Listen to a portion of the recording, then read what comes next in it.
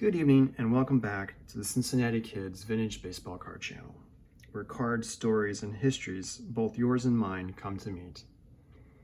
Before going to the main part of this episode tonight, I want to share a first card of sorts for me. We're going to tie in a couple of channel shoutouts with it. Steve at Vintage on Vintage, and I presume John at John P. Collects, are doing a joint show called Bargain Hunters. Each week or two, they select a player, a price point, and they purchase a card in that price range and then share it on the video. The last episode was on one of my all-time great favorite players, Vada Pinson. John picked a beautiful 62 tops, and Steve went with a lovely 59 tops. The price was $35, so go watch their episode if you have not yet. It was a lot of fun.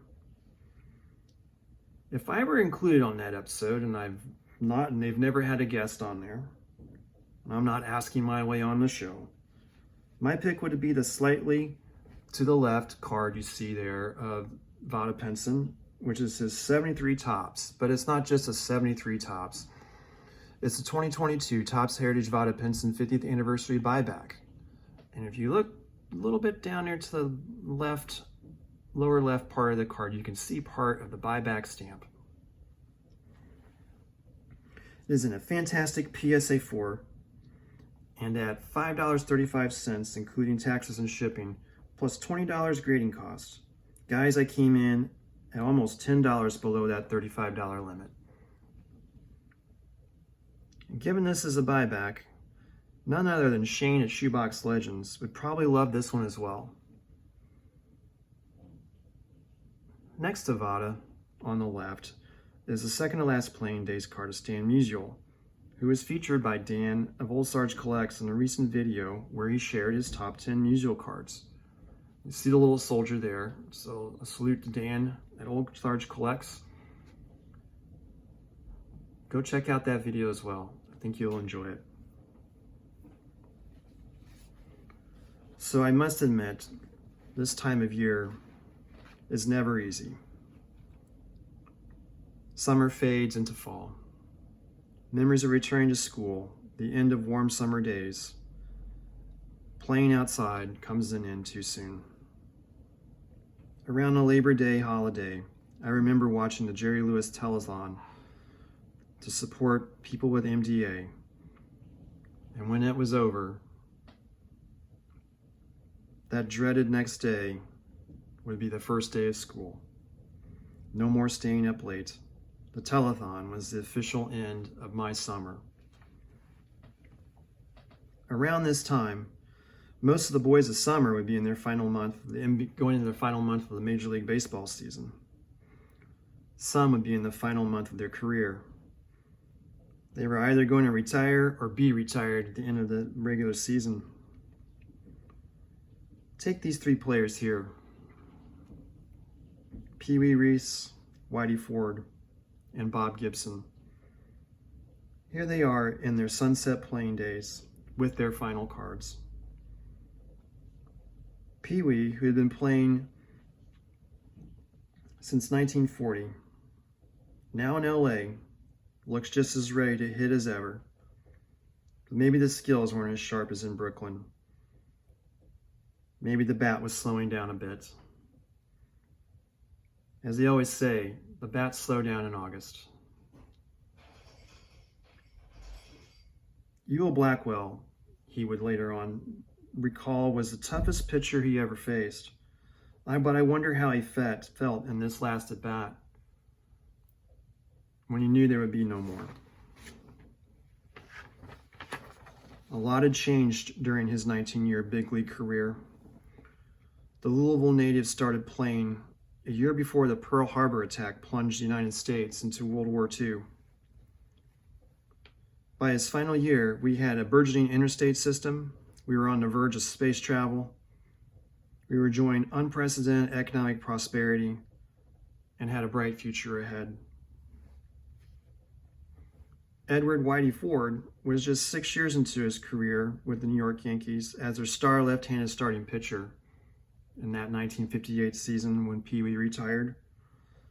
But here we see the New York native on his final playing days, 1967 Topps card, now looking a little worn down, maybe more than tired. Not much left in his left arm. Just as the grass looks a little more brown, dormant, so does this pitcher, a great one, riding off in the sunset. I get a little melancholy when I look at this card for very long, because it reminds me of friends from my work that have retired and I no longer see. John, who moved to Florida. Tim, Dan, who moved out of town as well, and Dave.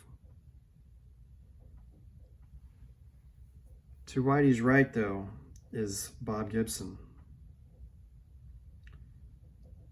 Here he is in his resplendent 1975 Topps issue. And I must say, he looks ageless. Looks like he's got another 10 years in his golden right arm. A 3-time World Series appearer and 2-time World Series champion, even Gibby knew when it was time to go.